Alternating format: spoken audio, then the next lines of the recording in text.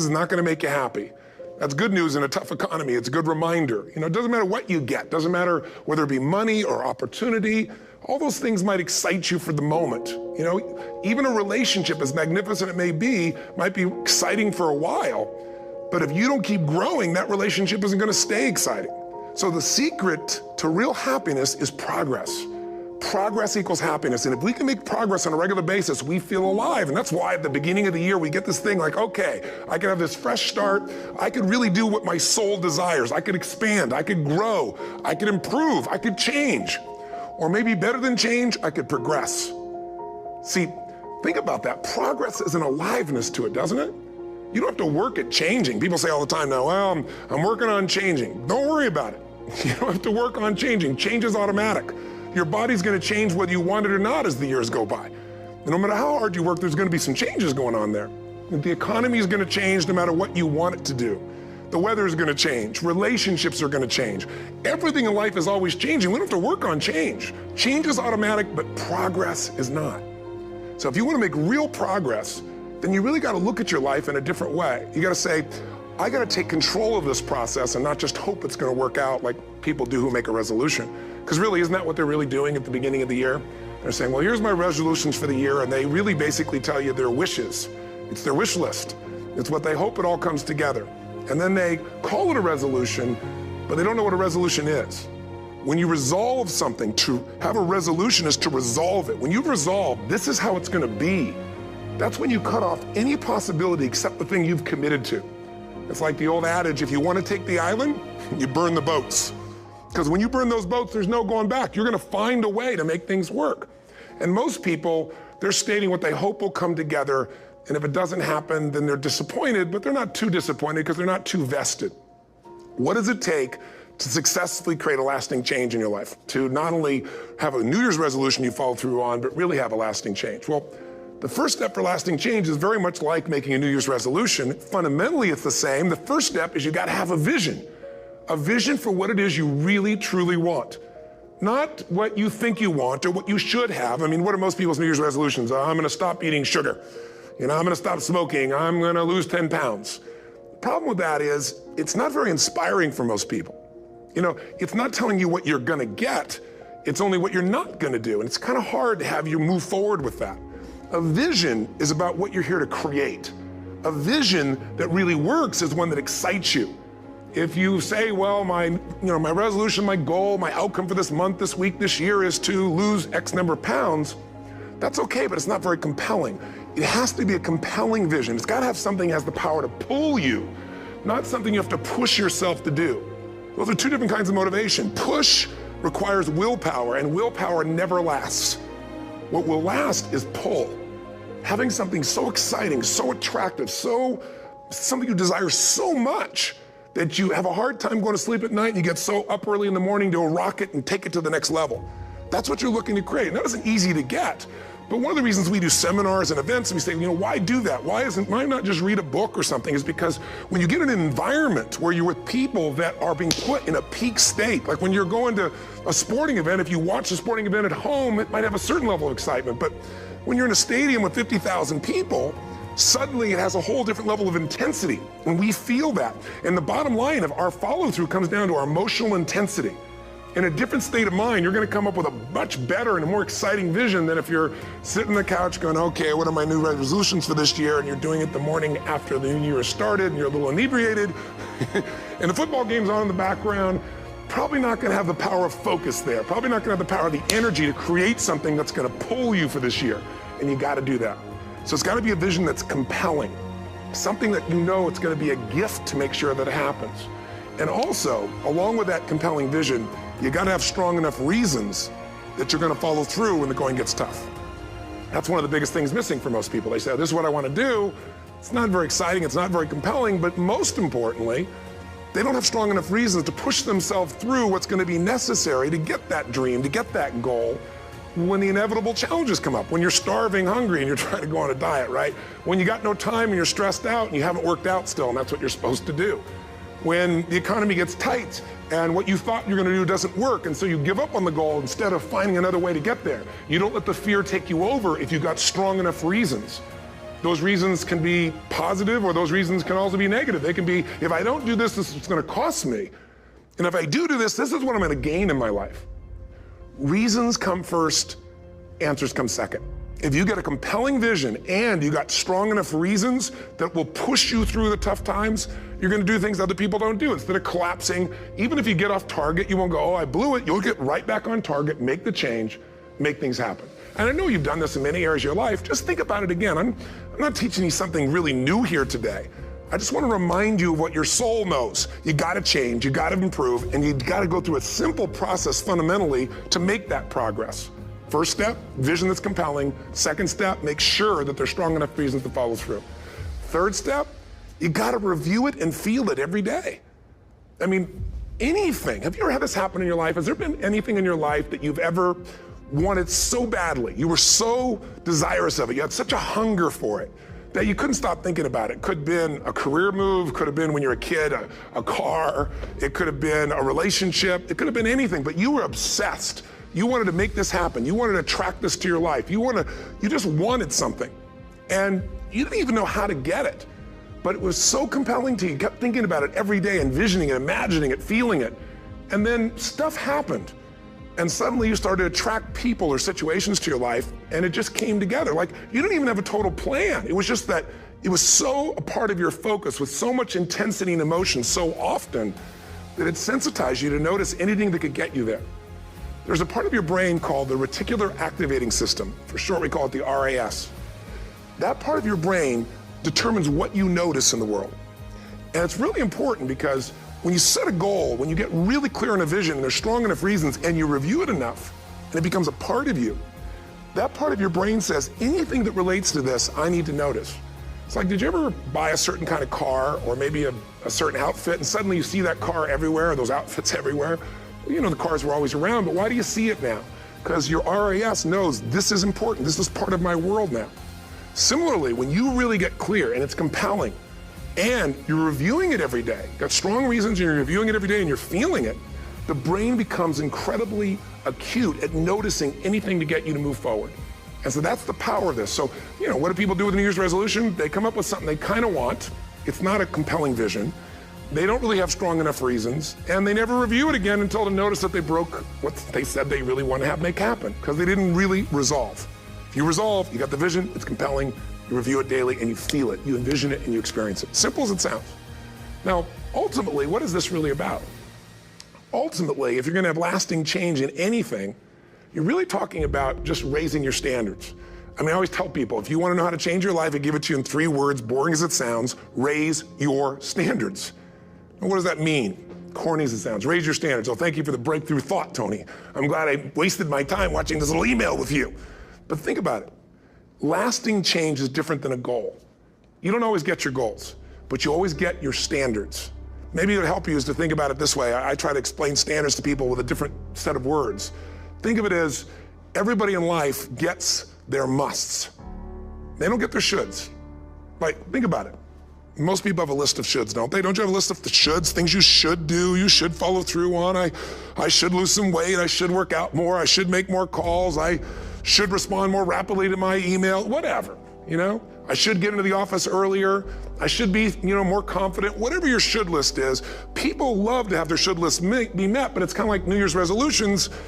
If it does, it's really exciting, but if it doesn't, which is most of the time, it's a little disappointing, but you kind of know it's not gonna happen.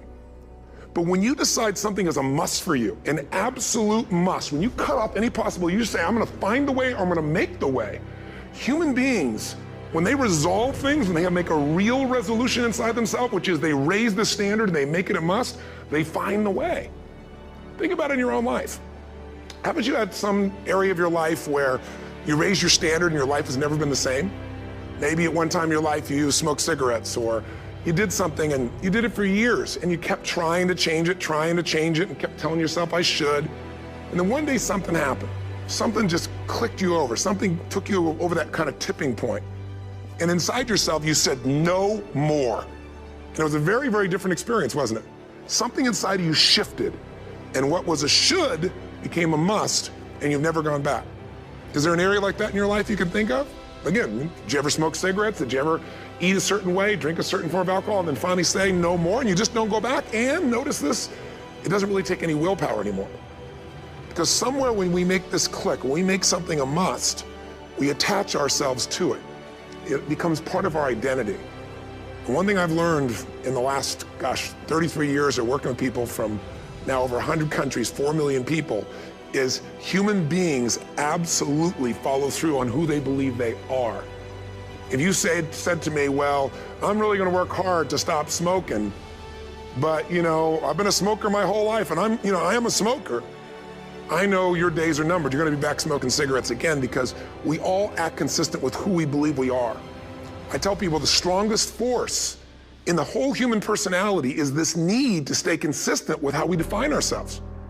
If you define yourself as somebody who is really conservative, you're not gonna be crazy and act nuts unless you're really drunk or something, and then you can say it's the alcohol, when it's really just you finally getting permission to be yourself. The alcohol is your excuse. If you're a really crazy person, you act crazy, outrageous, playful. You don't act conservative because that's not who you are. Very often people say, well, I can't do that. I'm not that kind of person. And I always say to people, really, when did you define yourself? I mean, really, how many years ago did you come up with what you could and couldn't do in your life? How many years ago? Most people, if they really look at how they're living their life today, it's based on a set of standards, a set of beliefs that they made choices about 10, 20, 30 or more years ago. I mean, very often we made decisions in our youth or very young about what to believe, about what we were capable of, about who we are as a person, and that becomes the glass ceiling, if you will, that controls us. There's a corny metaphor, but it's true. I remember one time I was with my family at the circus, and there was a person there and they had this big giant elephant, and you look at this elephant and they take this little rope, put it around the elephant's neck, and they drive this stake into the ground. And I mean, you look at this and you know that elephant could rip down the entire tent with almost no effort, and yet the elephant doesn't struggle, doesn't try. Why? Because the elephant's conditioned. And they take that elephant and condition the elephant when it's a baby elephant. That's how they train them. When it's a little baby elephant and it doesn't have the power yet, they put a big rope around it and they drive this huge stake in the ground, and the elephant fights and fights and fights. And one day, finally, that elephant decides, I'm not capable of pulling this out. And once that becomes the definition of an identity of anyone, an elephant in this case, they don't even try anymore. It's just who I am, that's how it is, that's just the way it is in my life. I'd like to ask you to take a look at any place you've got a limitation and ask yourself, when did I decide to accept that limitation? And you may not even see it as a limitation, you might see it as just that's who I am. But so often in our lives, we've adapted to be a certain way so that we don't fail or so that people will like us or respect us, but it's not necessarily who we are. Joy comes when you're spontaneous. It's really hard to be truly happy when you're not being yourself. And most of us have no clue who we are. And so a big part of my work, if you've ever been to an event, you know, is to get people to do things spontaneously without thinking, because that's when the real you shows up. That's when the energy comes alive. And when you do that, when you start to connect to your true nature, suddenly there's energy available for you to set a higher standard for what you want in your life. That's what this is really all about. And when I talk about standards, when I talk about, shoulds versus musts, think about your own life. I know there have been areas in your life where some point in time you just shifted and you raised the standard and your life changed. Because whatever people have their identity attached to, they live. We live who we believe we are. That's just how it works. It's just kind of like, I'll give you an example. Look at your physical body. Your physical body today is an absolute reflection of only one thing, not your goals, not your desires, but your standards. The identity you have for yourself. If your standard is you're an athlete, then there's a certain amount of strength, a muscle tone, and energy that's available in your body on a regular basis because that's who you are. And so you do whatever's necessary to maintain that identity.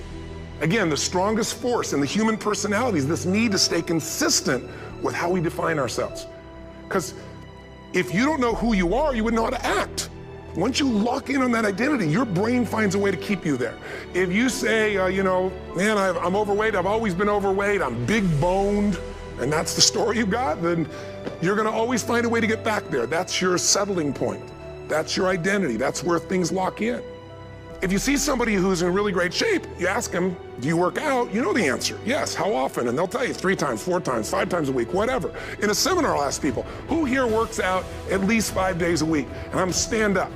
And you look around that room, and you know that they work out 5 times a week because you can see their body. You don't just get a result without some kind of action, without some form of ritual. Ritual meaning actions you do consistently. Now, do you think those people that are out there working out 5 days a week, do they have more time than you do? Or I have, or anybody else? Of course not. Is their life less busy? Of course not. It's just a must for them. They must work out that way, and they've made that turn and their life's changed. So I'm not saying you have to work out 5 days a week.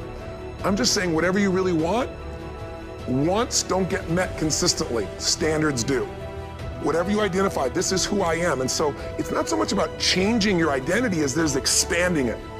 You know, deciding that, instead of your goals to lose 10 pounds, which is not compelling, what if your vision was to get back to my fighting weight? This year, this month, this next 90 days, I'm gonna transform my body. I'm gonna take on a new challenge. I'm gonna find some technique or strategy, there's a million of them, that can reframe myself where I wanna feel younger, stronger, more vibrant than ever before. Here's my reasons, because I want the energy to really make my life work. Because it's tough out there and I wanna be stronger than I've ever been before. I wanna go in front of the mirror and if I'm naked, not, wanna laugh. I wanna look there and take a good look and go, yeah, I'm proud of whatever I see there.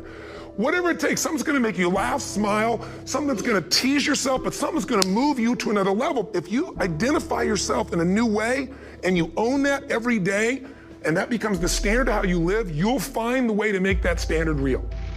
Money's the same way. Think about it, doesn't matter what's happening, quote unquote, in the marketplace. People that make money find a way to make money no matter what, don't they? I mean, most people's standard is to pay their bills. So that's what most people find a way to do, even when economic times get tough. Most people, if that's their absolute standard, they find a way. Some people's standard is pay their bills most of the time. And so most of the time they do. Some people's standard is not just to pay their bills, but to take care of their family and maybe even some of their friends. And they find a way. In fact, some people may be in a family where they don't have enough money, they barely have money to pay their bills, they work their guts out, and then somebody, their mother, their father, somebody else, their sister gets ill, and there's not enough money to take care of it, nobody else has money in the family, they don't either, but they find a way to get that money to take care of their mother or father, don't they? And pay their bills. They never could do it before, why?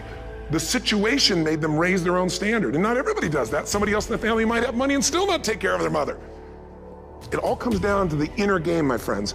Changing your life is a change in the inner game. The outside world you can't control, but you have absolute control over this one if you learn the dynamics of what shapes you. And identity is one of those simple, clear, fundamental basics that if you start to shift it, everything else will shift in your life as well. Some people, by the way, have to have more than enough money to do what they want, when they want, where they want, with whomever they want, contribute the way they want. And if that's their must, they find a way. I know that sounds overly simplistic, but it's true. Somebody once said you could take all the money in the world out of the hands of everybody, out of all the wealthy people in the world who are really successful, give it to other people, it wouldn't take too long, those people would have it back in their hands. It's not because they're manipulative, it's because they have a standard. Some are manipulative, don't get me wrong, but they got a standard of what they're gonna find a way to make happen. I'm just simply saying to you, take those 3 magic words and live them. Raise your standard. And if you really wanna do it, then I'll tell you the most important secret. Have you ever done this? Have you ever told yourself you're raising your standard? Okay, I'm gonna go make this happen. I'm gonna go make this much money. I'm gonna transform my kids. I'm gonna create the ultimate relationship in my life. I'm gonna transform my body, whatever it is. And then you don't have strong enough reasons and you don't use it. You don't follow through. It's because you didn't back up your standards with what makes those standards real, and that's rituals. Rituals are where the power is. Whenever we do our Robbins results coaching, we say Robbins equals results, the way we get results with people, it's the same way if you listen to my Ultimate Edge program, or back in the old days, Personal Power, or if you went to one of my seminars, you know what I do is I take these huge challenges you got and we break them down into little bite-sized steps. Little things you do each day that after you do them, you get so much momentum that it's easy to succeed. You're not overwhelmed, you have these victory day after day after day on little things. If you went through Ultimate Edge, I'm sure you learned about the hour of power, or the 15 minutes to be able to be fulfilled, or 30 minutes to thrive, where you literally just condition your body and emotion with a couple little rituals So it doesn't matter what's going on in your world, you feel that strength, and it's not fake, it's not some pump up, it's coming from inside you, and it works. Rituals define us. See, all the results in your life are coming from your rituals. They start with a standard and then have rituals that follow it up. Like, for example, if you are where you want to be physically, you have very different rituals than if you're not where you want to be physically. If you're overweight, you and I both know you got a different ritual than if you're physically fit. Completely different. You get up in the morning, what's the first thing you do if you're fit? Your shoes are there, you roll over, doesn't matter how you feel, you put on your shoes, you lace them, you start walking, or whatever that ritual is. If you're overweight, you roll over and you have a very different ritual. You might roll over several times to turn the alarm clock off. You go in and get your mocha, smocha, whatever, special coffee. You stop by at Starbucks, or whatever the case may be. You have your nice sugar muffin. It's supposed to be really nice for you. Whatever you do, it's a different ritual. If you have a great, passionate relationship, you have very different rituals in how you come home than if you have a lousy relationship. When you come home and the first thing you do is you're tweeting somebody, or you're emailing, or flipping on the news, or you don't even come home. What are the rituals? Whenever I study people that are successful, what I look for is what's the standard they hold themselves to? And then what are all those little rituals that add up? Because think about it.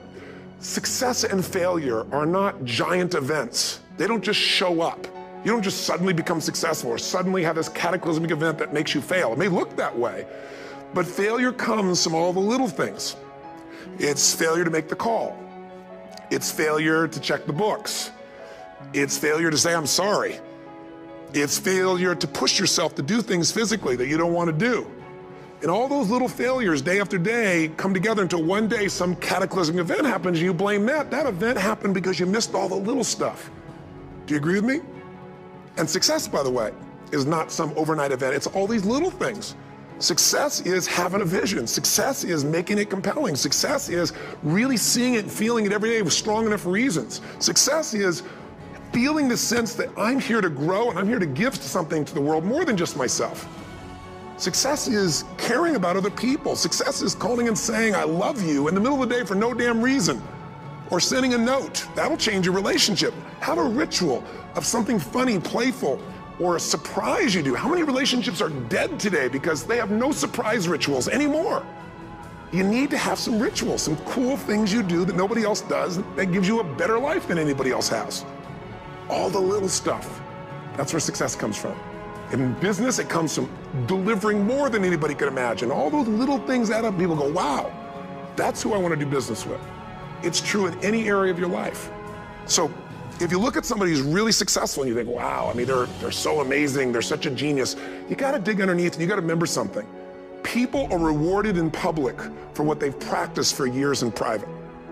Myself and my business people say, how do you get up and speak and you have no notes and you go for 3 days and nights and the room is like everybody's wired and it's incredible, it's like a rock concert.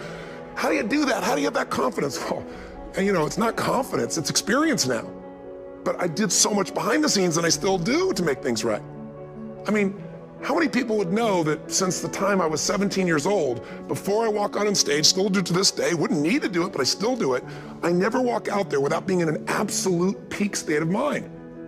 There are days my back is hurting, my throat was hurting, or I may have had a challenge, or my father passed away, and I've still got to deliver for these people because my standard is give my all every time. Every event has to be better. Talk to anybody who's been to our events for 5, 10 years, some of our trainers, and I'll say, I don't know how he does it. He always finds a way to make it better. That's not an ego thing. That's a standard in me. I have to find the way. And my ritual, though, is I prepare, I think, I gather new information, I figure out how to put something across better. What do people need? I spend time with our customers. I see what's going on. And before I get on stage each time, I have this little ritual to put myself in a state of mind. And I did it starting like 17 years old. I started doing it. I'd say, I now command my subconscious mind. And I say this out loud several times, this little phrase, set of phrases, as an incantation to kind of condition my mind and body. And I'd say, I now command my subconscious mind to direct me in helping as many people as possible today by giving me the strength and the emotion and the humor and the brevity, whatever it takes to show this person and help this person change their life now. And I started that with a person when I worked with people one-on-one, and I would do that for 45 minutes driving in my Volkswagen to go serve and coach somebody for the first time. Now I don't say that person, I say these people and I can go out in a room of 10,000 people and deliver for 50 hours, and I do it every time I come back on stage. It's a ritual to go into peak state. Peak states don't just show up, they don't interrupt you. Great ideas don't interrupt you, you gotta pursue them. I talked to Michael Jordan, I'll never forget, at the peak of his career, and got to watch his final game. Saw him backstage and spent some time with him, and it was a pretty exciting time. He was the greatest basketball player I think that ever lived and has ever lived. And I asked him, I said, what sets you apart, Michael? What is it? And is it God-given talent, ability, skill? What is it? And he said, Tony, he said, I can shoot you straight, and it's not, me trying to act humble. He goes, I have a lot of talent, a lot of God-given talent, a lot of skill. I've worked really hard. But he said, really, it's my standards. He said, every day I demand more from myself than anybody else could humanly expect. I'm not competing with somebody else, I'm competing with what I'm capable of. Magic formula. Because most of us lower our standards, why? Because who you spend time with, my friends, is who you become. One of the biggest reasons I started going to seminars when I was like 17 is I had nobody around me as a great role model. I could read about somebody, but being around people, being in that environment was very different. Finding a way to go to work with someone who lived that standard of life was very different. You get around people with low standards and you compete with it. You don't need to compete with it. It's like, okay. Remember Jerry Springer? I don't know if he's still in the air, but I remember he used to get people on the show and I thought, where would he find these people? And why would people watch? I'll tell you why they watch. They watch these people and go, my life's still pretty darn good compared to that person. Look at them. You don't have to change your life. All you have to do is find somebody with a lower standard and you'll feel good about yourself. But if you feel that good feeling, it's an illusion. The only thing that's gonna make you happy, my friend, and this year or any other, is to step up. It's to raise the standard, it's to discover what you're capable of and feel that incredible power of pushing through whatever's holding you back and get to the other side of more of your true self. That's what this game's all about. And look at the best in the world in anything. Tiger Woods, what's his vision? To win golf tournaments? No, to be the best that ever lived. That's his goal, that's his vision. But here's what's interesting, he backs it up with rituals. If you just have a vision and you don't have the rituals, stop lying to yourself. His rituals are, he started doing things nobody did before. He went and started lifting weights. Golfers lifting weights? No way. He went out and he changed his swing when he was the best in the world because he realized in order to be the best that ever lived, he's gonna have to change his swing. If you know anything about golf, you don't change your swing when you're the best. And he went and retrained himself because he has different rituals than other golfers. Now many people are modeling his rituals to get better. It's amazing. You look at somebody like Michael Phelps, the 2008 swimmer, won 7, only 2 people I think in history, if I remember correctly, that have gotten 7 gold medals in one session. And here's a guy, he's got number 6 under his belt and he's exhausted and he's going in for that final swim. I'm sure you remember. And how does the guy win? By 1/100th of a second. Do you think that was some massive skill that got him over the top? Or was it a standard that says, this is who I am? I am the champion, and no one is taking this from me. And somehow in those final milliseconds, 100th of a second, he pushed himself just beyond his competitor. But you know about Michael Phelps? What allowed him to be able to push beyond that moment is his rituals. Go study the guy. Most people who swim have these unbelievable workouts. He does 2 and 3 of those workout sessions a day. All the other swimmers in the beginning thought he was insane. You're gonna overtrain, you can't do that, it's not physically possible. But he had a standard and the rituals to back it up. So here's my final message to you, because I've gotten carried away. I thought I was gonna send you like a 5-minute message, but as you can see, there's no script here, it's just me going a little crazy with you, but I wanna really see you get what you want this year. Don't let this year be like last. And if last year was great, still don't let it be that way. Raise the standard. If your life is perfect and extraordinary, you darn well know you're not gonna be happy unless you keep making it better. That's what makes us feel alive. It's not what we get that makes us happy, it's who we become and what we're able to give because we become more. That sense of contribution is what creates the deepest meaning. So here's my assignment for you, if you want one. If you want to go from conversation to some action, here's a simple thing to do. What's an area of your life right now that you really want to improve? What's an area that's important to improve? If your body's great, how about your career? If career's great, how about your relationships? Intimate one especially, or your kids, or your relationship with your creator, spiritual side of your life. Or is it your finances? Figure an area that really matters, decide on that area. Number 1, write down what your life is like in that area right now as specifically as possible. So you might say, well, I'm 13.5 pounds overweight, whatever the weight is, whatever the situation is, or my body fat's like this, or I wake up exhausted in the morning, and you write the truth of where you are right now. So you're real clear. Or I'm not in a relationship. I say I want a relationship, but I'm not in one, and I don't seem to find them. All the good ones seem to be gone is my belief. You know, and I really do want one, but I don't have it. Whatever your definition. Or I'm in a relationship, and God, I wish I wasn't in a relationship. I'm planning my escape, wherever you are. Or I have a wonderful relationship, we love each other, but there just isn't enough passion. Just write the truth of where you are. The area you want to change, but write how it is. And then the second step is, this is where you gotta be really honest with yourself. What are the rituals that have put me there? Because whatever results you're getting, even if you don't like the results, there's some rituals that are keeping you in that place. There's some rituals of what you eat or don't eat, how you move or don't move, how you sleep or don't sleep. There's some rituals in the lack of variety or spice or energy or focus in an area.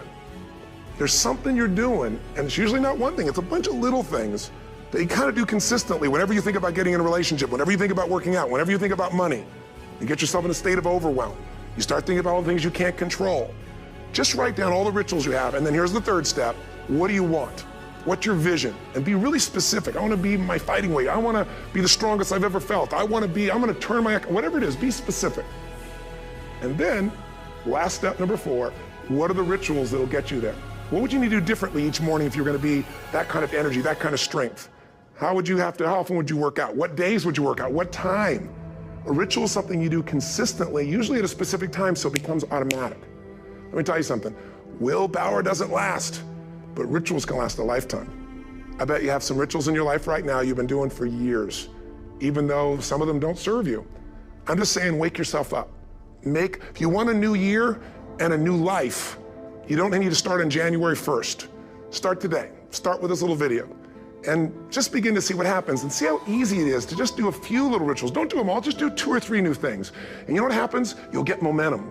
Because once you discipline yourself in one area of your life, you feel yourself doing it in other areas as well. And I always say something that my original teacher taught me. I always remind people, there's always 2 pains in life.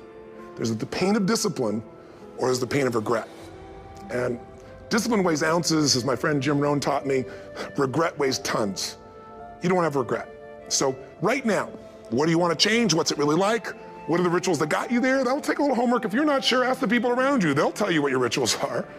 What do I really want in depth? What are the rituals that'll get me there? And then get yourself to start a few of those actions and lock them in place. If I can help you in any way, we're here as a company to support you. Come have an event with us. Come to Unleash the Power Within or Mastery University, or get a coach. You can get a free coaching session if you call our company and click on something on this. We'll probably have something on it, or get a product. Or don't do anything with us, but do something with somebody, starting with you. If you make the changes in yourself, you're going to be proud this year, and no amount of money or accolades from other people can mirror the feeling of being proud of knowing you've taken back control of your life, or you've taken a great life to another level. Because once you do that, you have something you can give other people, whether it be your kids or your friends or your family. And ultimately, that's what life's about. So thanks for listening. I don't know how long I went here, but I hope this has been helpful for you. I just thought it's a new year, and I want people to be able to truly create a new life. And until I see you again, hopefully soon, or gets a chance to meet you, live strong and live with passion. And of course, God bless you. Happy New Year.